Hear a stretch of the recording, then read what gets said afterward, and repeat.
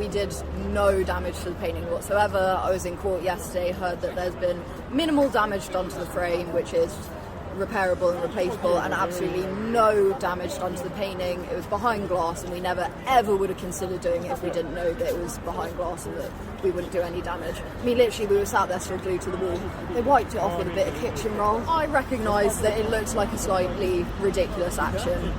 I agree, it is ridiculous, but we're not asking the question, should everybody be throwing soup on paintings? What we're doing is getting the conversation going so we can ask the questions that matter. Questions like, is it okay that Liz Truss is licensing over 100 new fossil fuel licenses?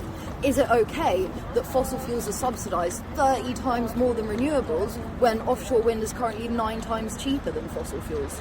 Is it okay that it is there in action that has led us to the cost of living crisis? Where this winter people are going to be forced to choose between heating and eating?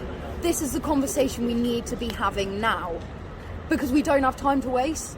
Last year, Sir David King said what we do in the next 3 to 4 years will determine the future of humanity.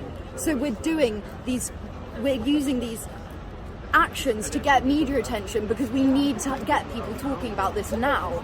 And we know that civil resistance works. History has shown us that it works.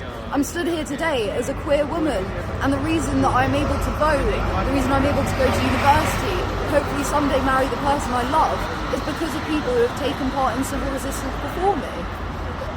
We're always safe, we never hurt anyone, and, Insulate Britain last year, they showed that tactics like roadblocks do work. Effective advertising campaign we have ever seen.